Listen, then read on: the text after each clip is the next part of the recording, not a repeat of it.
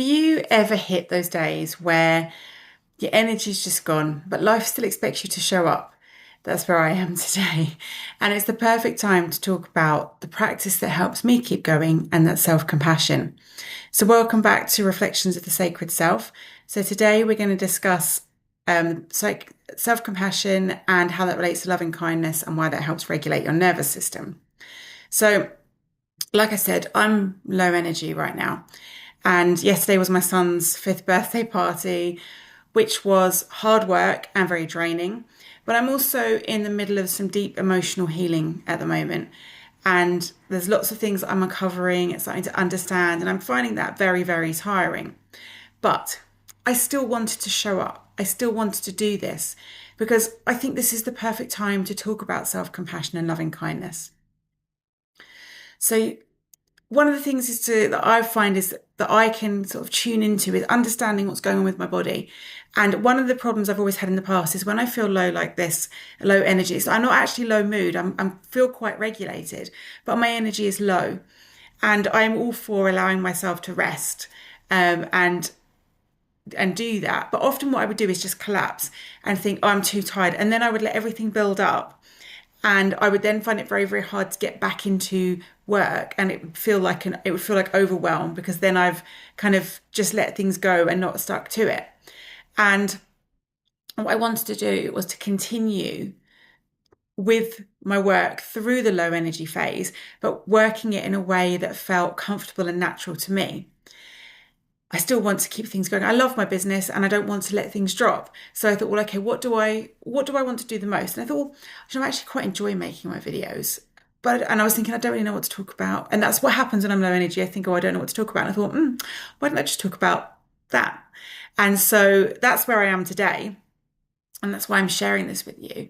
To know that, it's easy to sort of say, and you hear people saying all the time, just keep going, just push through it. And, the people that work the hardest are the ones that achieve the most. And all of these lovely cliches that, in real life, you don't feel like that. So in real life, I don't feel often like pushing through my energy barrier.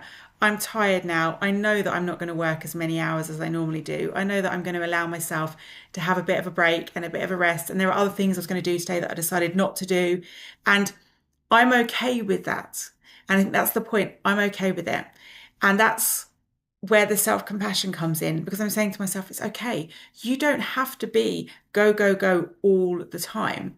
You can have quiet days. You can allow yourself to rest, and you can allow yourself to recover.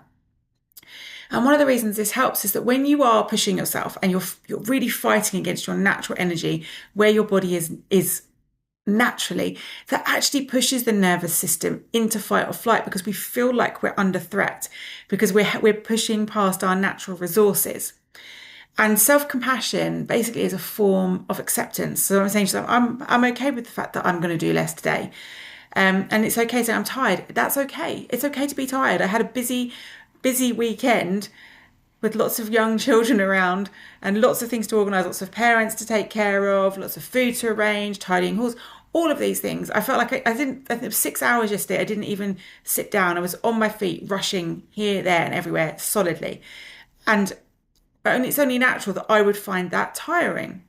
And if we look at that somatically, so we come back to the nervous system. So what are we talking about? Why is self-compassion so important?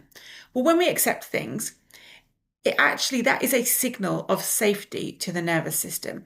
So we're saying, okay, I'm accepting this. So the nervous system goes, oh, especially when you accept it in your body, you really feel that acceptance. It's okay.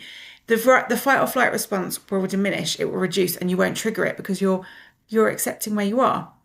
And self-kindness lowers cortisol and it increases your heart rate variability. So that in and of itself signals to the body and the nervous system that you're in safety and that you're okay. And so it can tone everything down even more. And also there's lots of research that shows that loving kindness practices increase positive emotions, resilience and connection. And it's important to remember that when we think of loving kindness, often we think of loving kindness to other people. But actually in the traditional sense of Buddhist loving kindness, you always offer it to yourself first. Well, the way I was taught the branch of Buddhism that I was taught, you offer self-kindness to yourself first before anybody else.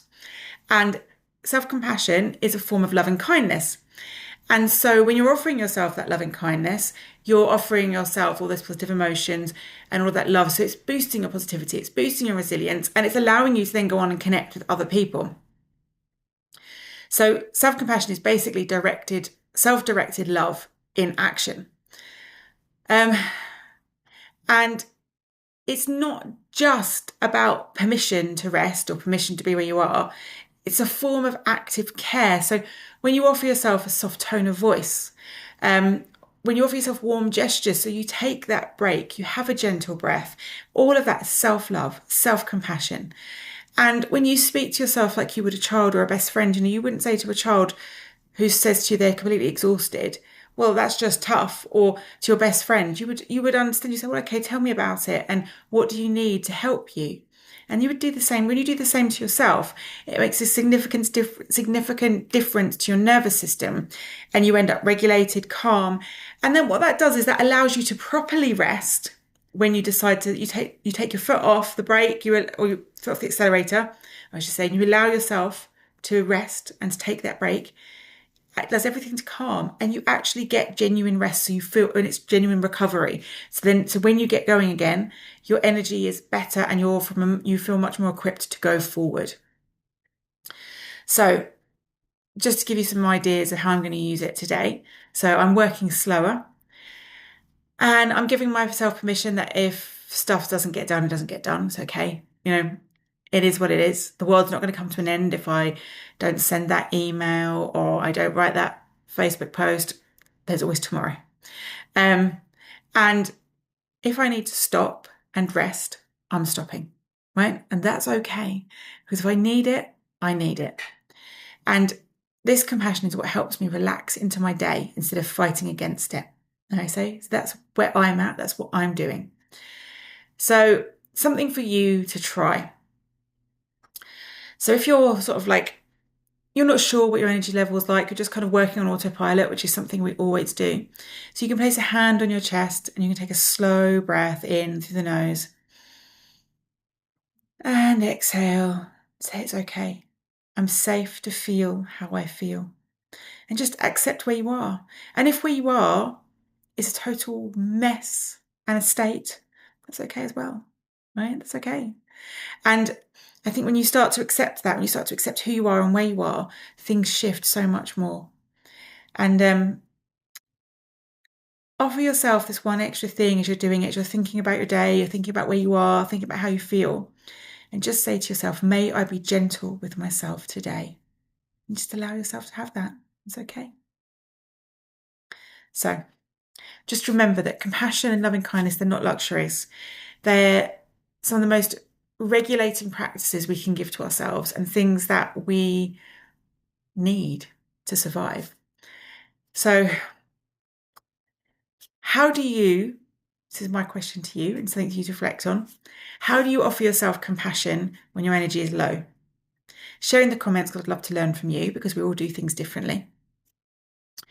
And if you've enjoyed this video, remember to like and subscribe and make sure you get more of my wonderful content. And if you would like to connect with me more and like to maybe get some more practices that I teach, I've got a lovely library of short practices that I can share with you in my free group on School. I will drop the link in the comments. I would love to see you on the inside. But until next time, keep resting.